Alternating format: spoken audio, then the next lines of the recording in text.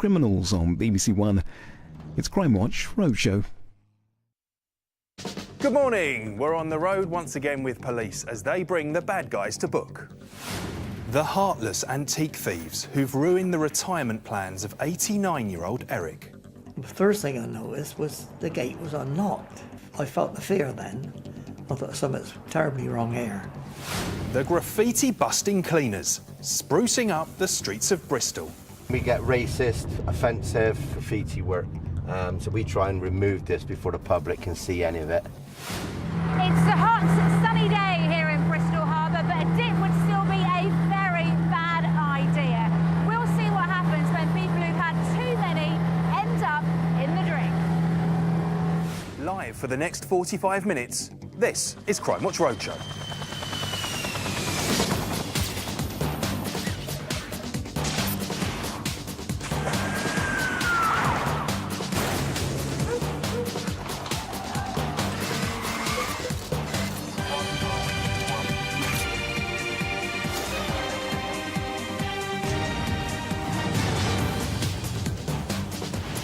Hello and welcome to Crimewatch Roadshow. As always, we need your help to solve the crimes happening where you live. Also today, the out-of-town train travellers. Why police reckon they're up to no good. Burgling rural homes. I couldn't believe the glass all over the floor. It's such a shock. When you've lived here a long while, you don't expect anything like that to happen. And we meet the bobbies on bikes, limbering up for a charity cycling marathon.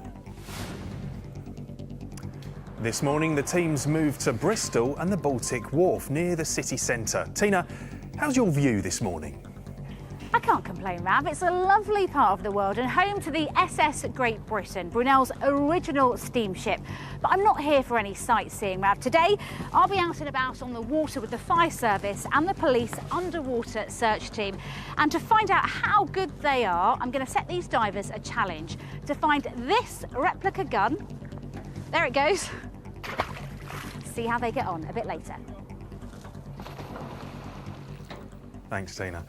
But first, can you help catch the thieves who burgled an 89-year-old antiques dealer? Worst of all, they stole a very rare item that he hoped would help fund his retirement.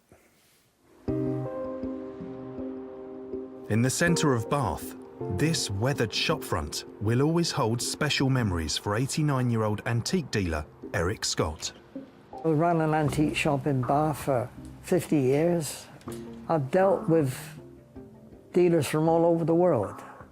America, Australia, they all used to come to my shop. But after a lifetime in the trade, in May this year, Eric decided that it was finally time to close the business and retire. Oh, it was very emotional, yes. And I thought, well, I'm going to miss a lot of people coming in, you know, and I thought, well, at the end of the day, I'm in my 80s, I got to decide what I'm going to do with the rest of my life, you know. Eric had held on to some valuable items from his shop, which he planned to sell if he became short of money. I never had a pension plan, you know. All I've got is antiques. I can sell it as I go along. On the day he closed the shop's doors for the final time, Eric moved his precious antiques collection into storage in an old chapel he owns 5 miles outside Bath. I'd rather look at the antiques. It gives me pleasure. Money don't give me pleasure looking at it. It's just paper, isn't it? I felt quite confident that it was in a safe place.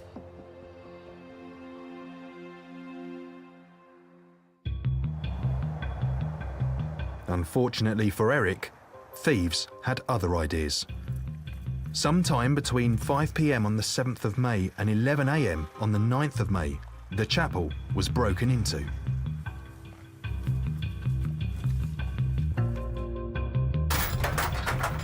The chapel doors were reinforced, but the thieves came prepared with heavy-duty tools.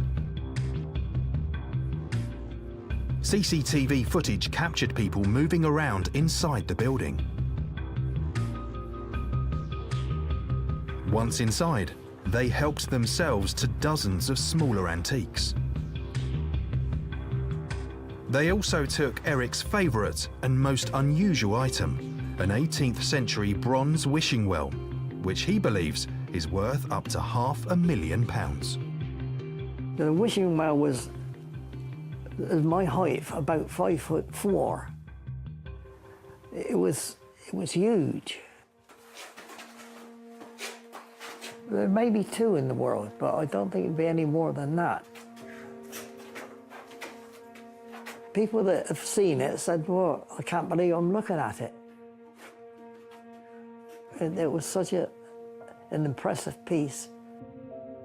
In just 20 minutes, the collection, which had taken Eric a lifetime to build, was gone.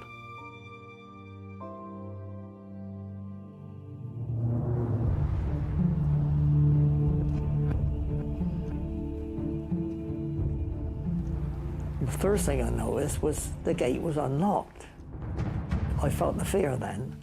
I thought something's terribly wrong here. I didn't really want to look. I thought I had to walk in, and then I saw it, you know. Oh, this gone, that gone, everything gone. Gutted. That's how I felt. To steal the retirement fund of an 89-year-old man on the day that he retires is truly appalling. We believe it's been planned because he was moving some very expensive, substantial pieces of artwork to a storage facility.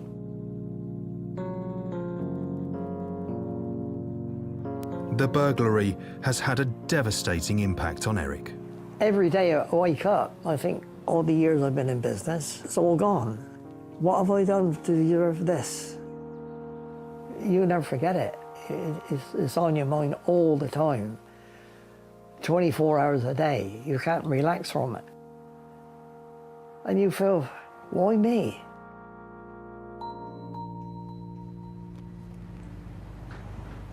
Very upsetting for Eric. Since then, he has had his security tightened up, but sadly, many of those antiques are irreplaceable. Detective Sergeant Laura Miller joins me now. A lot of those items were really heavy and bulky, so they must have been really hard for the thieves to move.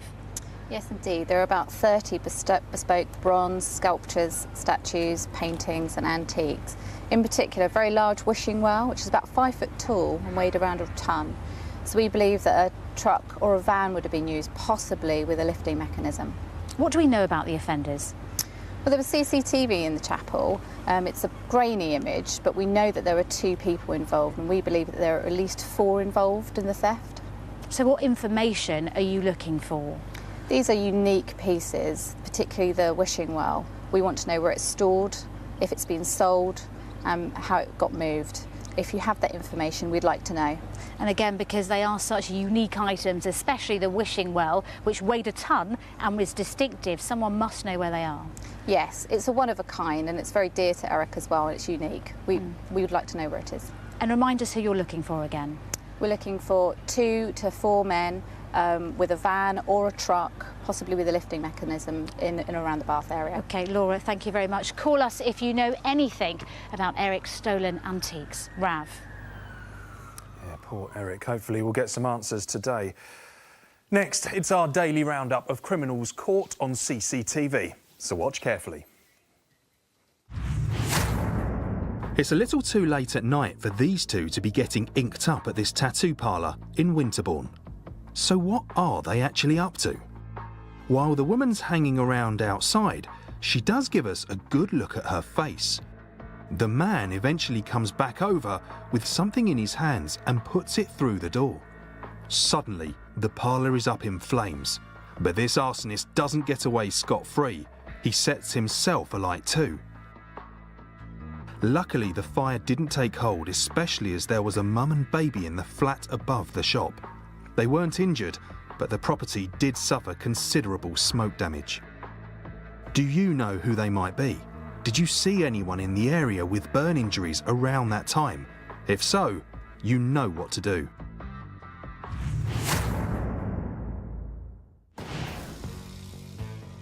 Here you can see a burglar lurking about in the early hours of the morning.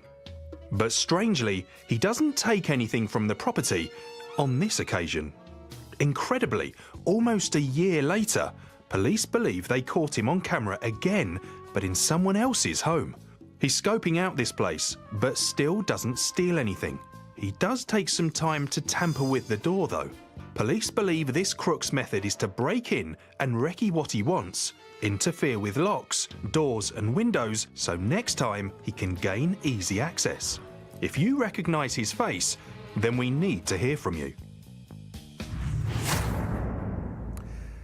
If you can name anyone you've just seen, get on the phone now. It's free and the number is 08000 468 999, or you can text us on 63399, text CW space and then your message.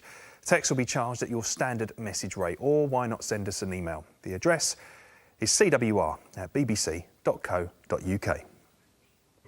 I'm on the water in Bristol Harbour with Avon Fire and Rescue Service. Rob Seaman, what's going on? Good morning. We're on the water this morning and we've been called to a person who's fallen off a boat into the water. Does that happen regularly? It happens quite regularly in Bristol because we've got such a big harbour side and lots of people come and visit the harbour side, and yeah, it does happen on a regular occurrence. And that's people who've maybe had too much to drink or decide to go for a swim? Yeah, so on a day like today you might get people who want to go for a swim, but also it happens on a weekend in the evenings when people have had a bit too much and to it's drink. your job to rescue them, so let's go and do that now. Okay, Someone's in let's do it. trouble, someone's in the water. Yeah. Talk me through what's happening. Okay, so we've identified the person in the water, so Yeah. the boat's launched and we're on our way to get to them.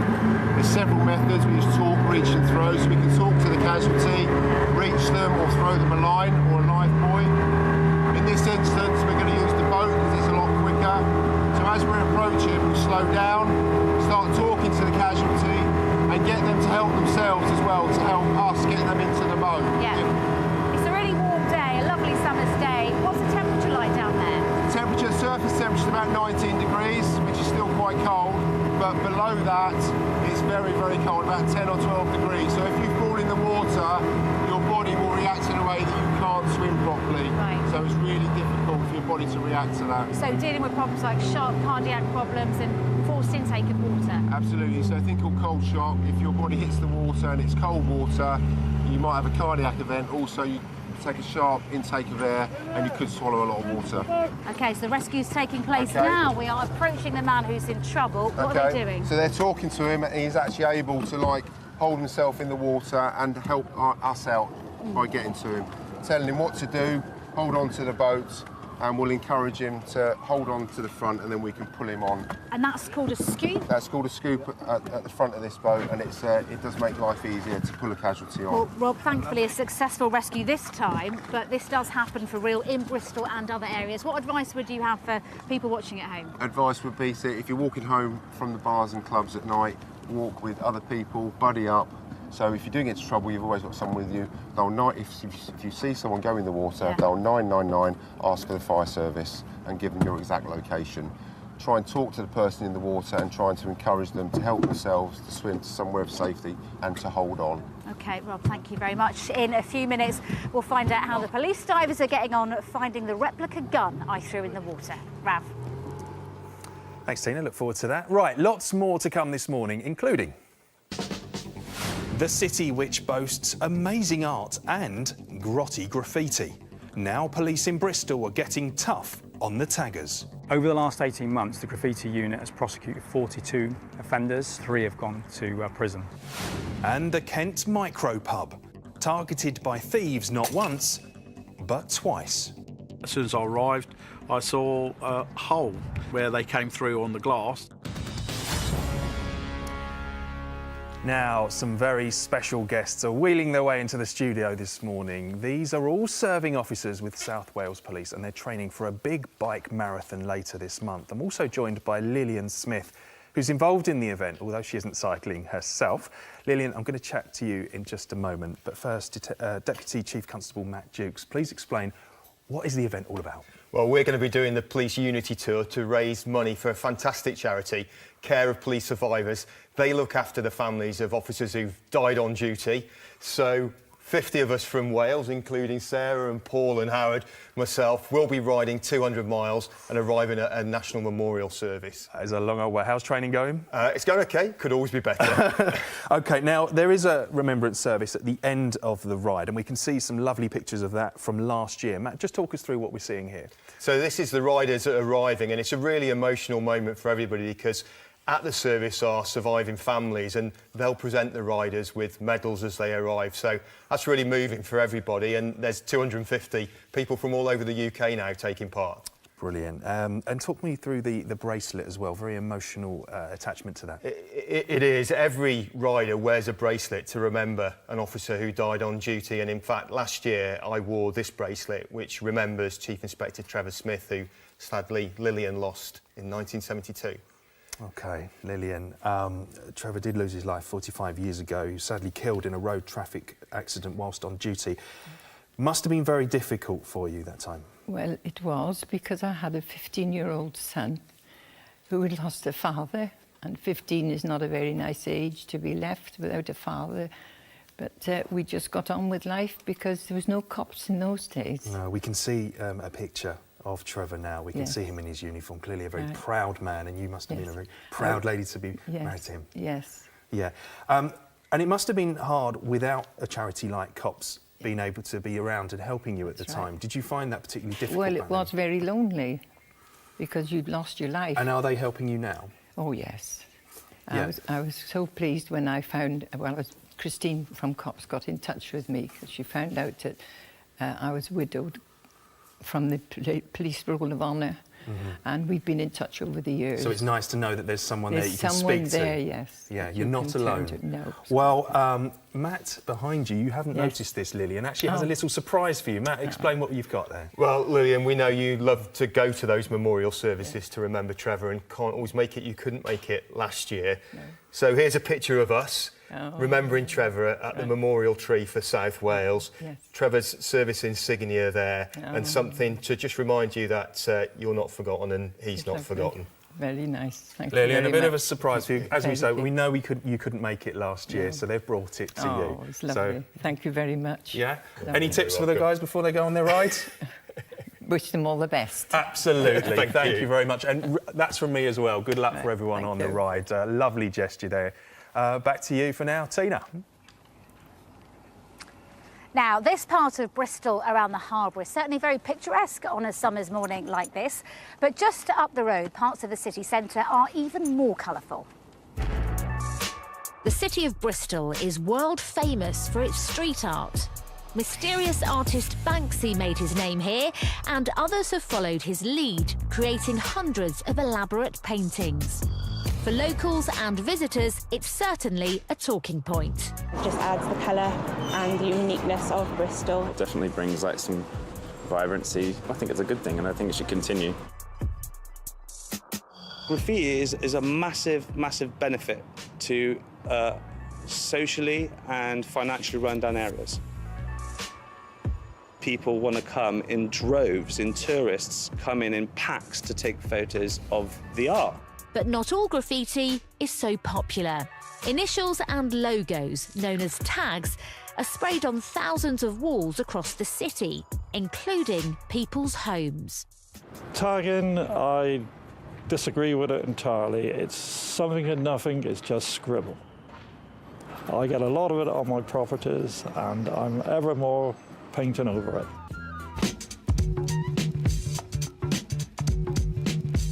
Tackling the tags is also a full-time job for Bristol's clean-up team. It's early morning, and Mark Parsons is heading to the city's Temple Meads train station. We get a number of things happening during the night. We get racist, offensive graffiti work. So we try and remove this before the public can see any of it. This morning, Mark spotted some new tags at the station's front entrance. So this sign there, this is a group of lads in Bristol.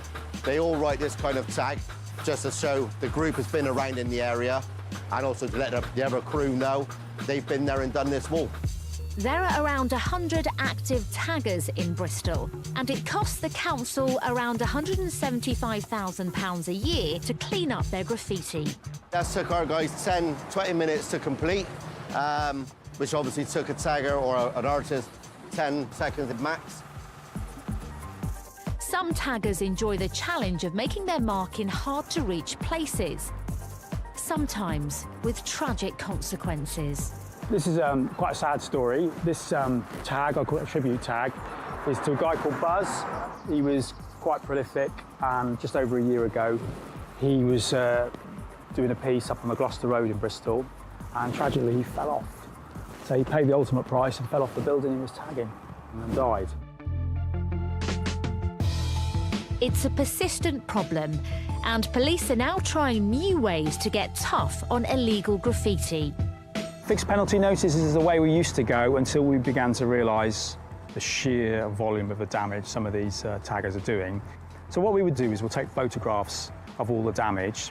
We'll start off in the centre of the city and we'll sort of go out, almost like a dartboard, and we'll cover the whole city and photograph everything. The photos can then be used to map a tagger's movements and help convict serial offenders. Over the last 18 months, the graffiti unit has prosecuted 42 offenders. 3 have gone to prison. For the Mayor of Bristol, striking a balance between tagging and art presents a challenge. While we want to celebrate our street art and our graffiti artists, what we also have to do is take care of what we might call vandalism, you know, which comes across as tagging. So the Mayor has teamed up with the graffiti artists to try a new approach. Over the next few months, 15 walls will be set up across the city where artists can express themselves freely. We have got these walls around the city where people can go and do graffiti without fear of prosecution because we're allowing it to happen, we're encouraging it to happen there.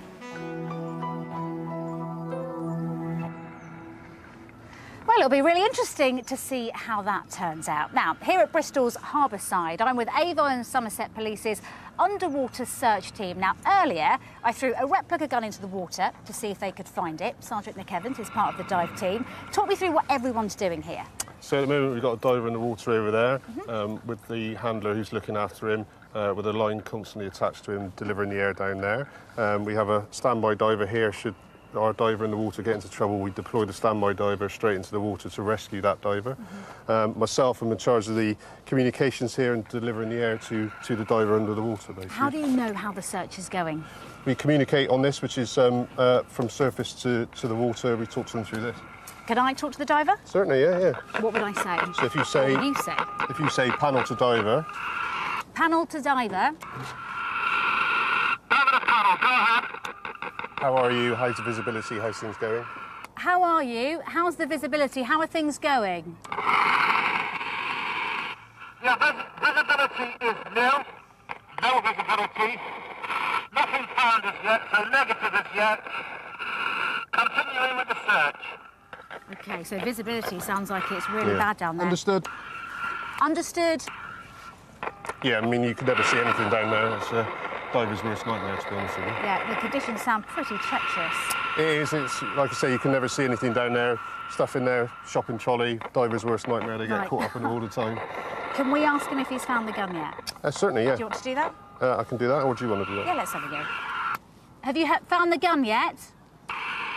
No, negative. Nothing found as yet. Understood. Understood. How long do you think it would take them? It can take 2 minutes, it can take 2 hours, depending, because there is no visibility, so it's all done by touch, basically. OK, well, hopefully they find it by the end of the programme. Rav, they're still searching. Thanks, Tina. Now it's time for a look at today's wanted faces, and we're starting with Jamal Chase. Detectives would like to speak to him about the murder of a man who was repeatedly stabbed near Chelmsley Wood in the West Midlands. He has links to this area and also to Shard End in Birmingham. The 20-year-old also has numerous different hairstyles, as these pictures show. He's 5'6" and described as dangerous. So if you know where he is, just dial 999. This is Jabba Abba Bakr, although he also calls himself Sawar Kardo or Sawar Mir al-Dali. He was arrested in connection with a rape allegation and released on police bail, but has failed to return for further questioning. Originally from Iraq, the 32-year-old now has links to Burton-on-Trent and to London. Next is Marvin Giddings. He was arrested in connection with a robbery in Southwark in London, in which a car was taken, and also an incident where the same car was driven at a police officer. He was also granted bail, but has not returned to police. He's 31 and has links to Lewisham in south-east London. And finally for today, this is 36-year-old Matthew John Porter. He was arrested by detectives investigating a robbery at a jeweller's where £250,000 worth of jewellery and watches were taken. Again, he was given bail, but hasn't been seen since. Porter has numerous tattoos, including female figures on his legs and right arm. He has links to Lincolnshire and also the West Midlands. So, if you know where any of these faces are, make sure you get in touch using the numbers on screen. Next to a particularly vicious assault which happened in Cheltenham back in April. My father of two was on a night out with his wife when a man attacked him, leaving him with life-changing injuries. Detective Sergeant John Williams from Gloucestershire Constabulary is with us. John, tell us what happened. Yeah, Mr. Hobson suffered a serious head injury which has left him with life-changing injuries. It's affected his memory, it's affected his ability to work, and he's currently living at home with his mother, receiving around-the-clock care. Now we can see a map of where this attack happened. Yes, Mr. Hobson had been out enjoying himself with friends at Moo Moo's nightclub on Regent Street in Cheltenham on Saturday the 1st of April this year. Around 3:30 in the morning, Mr. Hobson left the club and made his way out onto Rodney Road. Also in the club were the suspect. He left with 3 other males and whilst outside made offensive remarks towards Mr. Hobson's wife. Some heated words were exchanged, but nothing came of this and both groups moved on. Mr. Hobson walked along Rodney Road towards the junction with the A46 when the suspect reappeared and made further remarks towards Mr. Hobson's wife. The suspect then approached Mr. Hobson, punched him once, which caused him to fall to the floor where he hit his head on the pavement. The suspect then made off towards the prom. Mr. Hobson was taken to hospital where it was confirmed he had a bleed on the brain. Now we can see some CCTV footage of a man that you want to speak to in connection with this attack. Yes, we've got good CCTV footage of the male we believe to be the offender leaving Moo Moo's nightclub at 3 in the morning. If you recognise this man, please contact us. There are also a number of other people you want to speak to in connection with this attack. Yes, there are 3 other males who were believed to be friends of the suspect as they left with him and moved out onto Rodney Road with him. If you recognise any of these males, please contact us. They're key to our investigation. OK, John, thank you. Let's hope someone can help. The numbers will be on the screen throughout the programme. Rav. Thanks, Tina. Yeah, take another look. If you have any idea who that man seen on CCTV in Cheltenham is, then please do give us a call. We definitely need to identify him. Now, burglars usually want to make a quick getaway from the scene of a crime, but some prefer to let the train take the strain. The rural county of Somerset has many peaceful hamlets and quiet villages. One of them is Templecombe. Templecombe is a small village. There is a hairdresser's, church, a school, and the main asset is the railway station. It's fairly quiet on the whole. But one Saturday morning back in April, the picturesque village had some very unwelcome visitors. Glass everywhere. Drawers were open and the jewellery taken. It's such a shock. When you've lived here a long while, you don't expect anything like that to happen.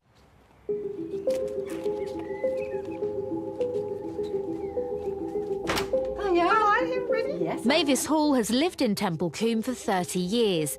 That day, she'd arranged to go on a shopping trip with a friend. Rita and I had agreed to go up to the market together. We were looking forward to a nice day in the morning, seeing friends, chatting, having coffee. They headed off together, leaving Mavis's house empty.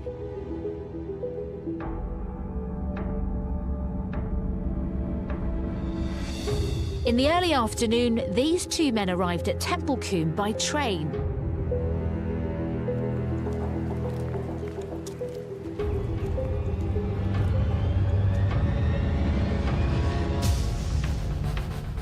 CCTV captures one of the men walking towards Mavis's house. He crept into her back garden. Police believe he then smashed a French door and crawled into Mavis's home. Drawers were ransacked and jewellery snatched from Mavis's bedroom. And a laptop containing precious photos was stolen. Mavis then returned from the market, unaware of what had happened. We had a really nice time, the end of a good day. I walked into the lounge and looked round, and I couldn't believe the glass all over the floor. My clothes were pulled out of the drawers and the things out of the wardrobe, obviously looking to see if I'd hidden anything. They'd taken my laptop, which had all my photos. And I was absolutely shocked, really. And I phoned Rita straight away and said, I've been burgled. The jewellery were things that came from my grandmother, my mother, my sister, gifts. For example, a silver locket that had a photo of my grandmother one side, my mother the other. You can't ever replace those. It's upsetting, very upsetting. After the burglary, CCTV captures the two men together getting on a train back to London. This burglary is unusual.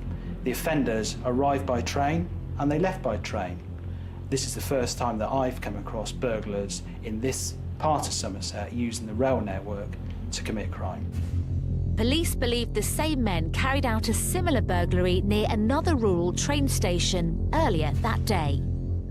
These two men, we believe, have come from London, and then they've targeted rural villages. They've been getting off the train, scoping these villages and towns, finding empty properties, forcing entry and stealing items. I think people should be more aware of how they hurt other people.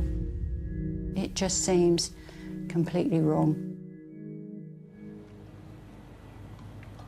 PC Jim Card is with me now. Jim, this seems quite unusual to use the rail network to carry out burglaries in quite rural areas. Yes, that's correct. I've investigated a number of burglaries over the years. This is the first incident of this kind that I've come across. And you believe the two men we saw in that film had carried out a burglary earlier that day? That's correct. The two males got off the train at Gillingham, broke into a property, stole items, before travelling to Temple Combe, where one broke into Mavis's house. Let's have another look at the CCTV of these men. It's quite clear, isn't it? How would you describe them? The two males are of Mediterranean appearance.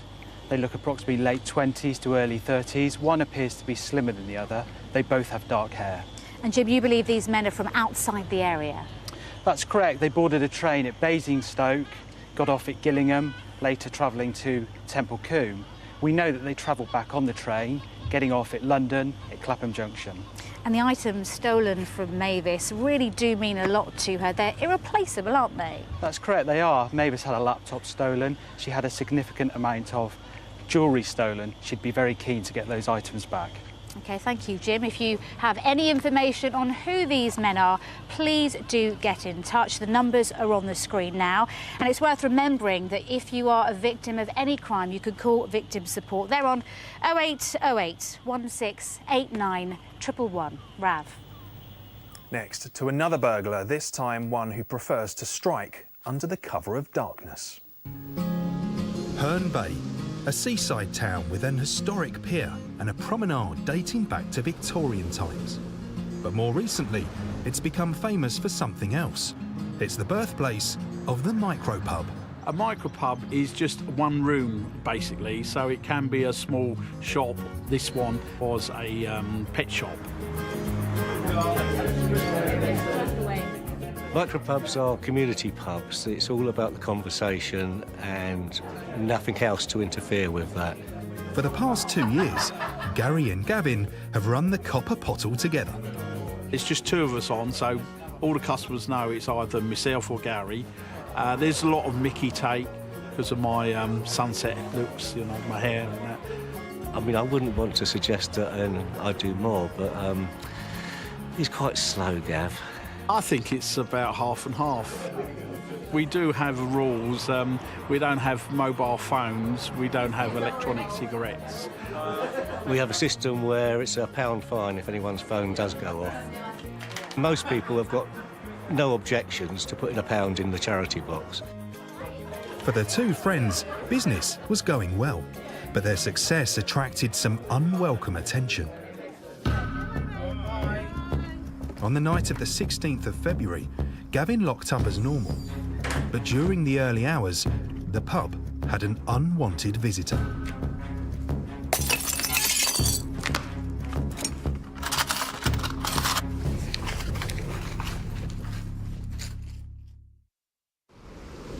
The following morning, Gavin went to open up.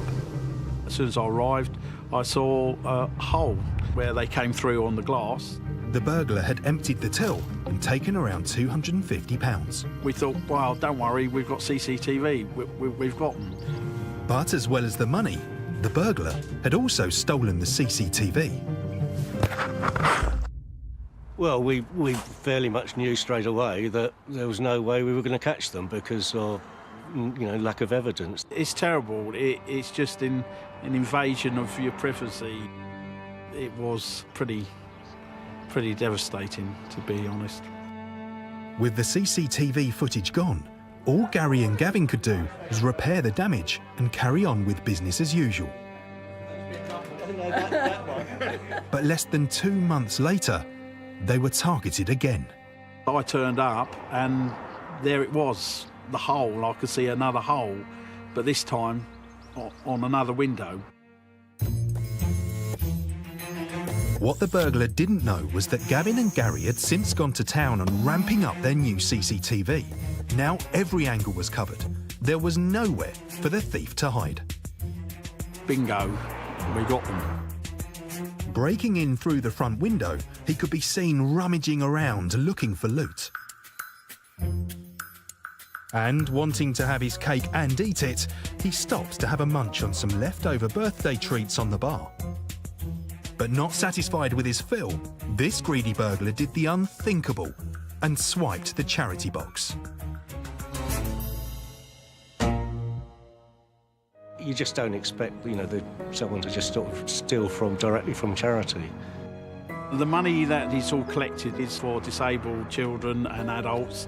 I just don't understand why they should just go for a charity pot. That is the lowest low.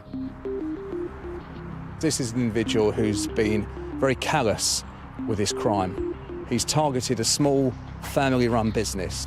He's gone to the back office where he's taken small amounts of money, and then more pertinently he's stolen a charity collection box. Now that box contained approximately £200. Whilst it equates to a relatively small amount in monetary terms, it's the bigger emotional effect that it has on them. There's also an element of when they lock the doors at night, when they come in the next morning, will there have been another break-in? Everybody says, well, you're insured, but we still have to pay an excess each time. We're going to definitely carry on with the charity. We've raised sort of over £3,500 now. We think it's important to support it. They could have trashed the place, they could have torched it, they could have done something. And the worst thing is it was February, and then 6 weeks later, again, how long is this going to happen? This is where we want to catch him. Well, we absolutely do want to catch this fella, so take another look at the CCTV image. Do you recognise this light-fingered lowlife? He's described as around 20 years of age with a thin build and white complexion. He was wearing a North Face jacket and tracksuit bottoms. Next, the Metropolitan Police urgently needs your help to catch a man who preyed on a vulnerable woman with learning difficulties and autism, stealing more than £200 from her.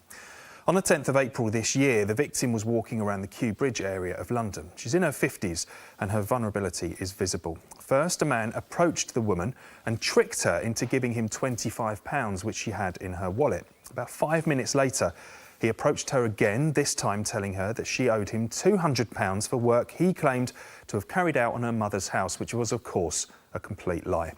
CCTV shows the man walking the victim to a cash machine on Cubridge Road in Brentford, where she withdrew the money. So, do you recognise him? He's wearing very distinctive clothing, bright yellow and black trousers, a blue checked shirt and beige cap. 3 months on, the woman is still traumatised by the incident and is finding it hard to understand why she was targeted. If you have any information, then please do get in touch. The numbers are on your screen, or you can speak to Crime Stoppers anonymously. They're on 0800 555 111.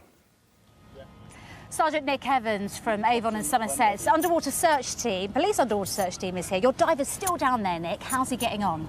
It's been very difficult, but he's actually found the gun. Great. And he's coming up now? He is coming up now. How difficult was that? Very difficult. There's nil visibility again, and it's all down to touch, but like I said, systematically it works. I mean, we should say that was just an exercise, so they knew roughly where to look. In real life, it would be even harder than that. Talk to me about the search that you're currently working on.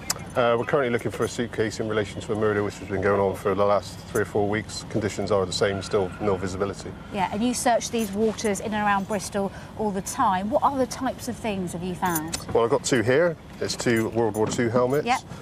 We also found a full life-size version of Russell Crowe a few years ago. Great. And obviously we find a lot of weapons and knives and guns as well. Yeah, it's not just weapons that your team find. Nicola Murdoch is here. Tell me what happened to you.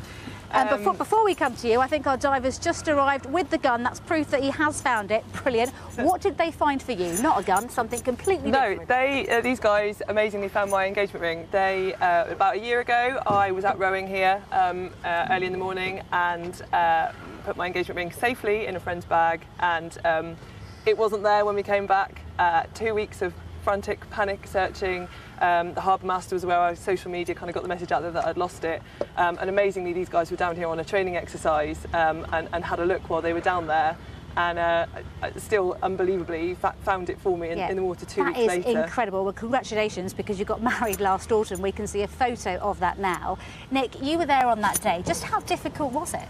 I think I described it on the day as trying to find a pinhead in a football stadium while blindfolded. You know, it worked well, but I'm glad we got the ring back for it. Yeah, and Nicola, how did you feel when that moment when they got that ring to the surface? Because I'm sure you thought you'd lost it. I thought by that point, 2 weeks, I thought it was gone, but I think I just cried. I didn't have any words. I was just absolutely delighted, and my husband was very happy as well. Well, I'm so glad that they found it. And Rav, we should say this was a one-off, a very happy ending, of course, but the dive team really don't do requests, Rav. Thanks, Tina. Just got time to give you a quick update now on your calls, and you've helped police make yet another arrest. 2 weeks ago, we showed you CCTV of an attack of a man in an off-licence in East London. Well, officers have now arrested and charged one man with GBH, but they're still keen to identify this man, though, in connection with the incident. And yesterday, we asked for your help after a scam in Poole in Dorset, in which police believe a car which was for sale was tampered with in order to try and knock down the price. Well, police say you've given them possible names for the men which they're chasing up as a matter of urgency. Tina, I'm afraid it's our last show tomorrow. Where are you going to be? Well, Rav, I'll be leaving these divers and ending the roadshow in Cardiff, where I'll be seeing how a custody suite ticks over. And you never know, I might end up behind bars myself. I will also be going along on an operation to seize counterfeit products and very dangerous fake electrical goods. It's definitely something everyone should see. Bye for now. See you tomorrow, Tina. Thank you. For more details about the crimes on today's programme, go to our website. But before we go, here is another look at this morning's Wanted Faces. If any of them look familiar to you, then get on the phone and get in touch with us and tell us where they are. Join us tomorrow for our final programme at the usual time of 9:15, straight after breakfast. We'll see you then. Bye-bye.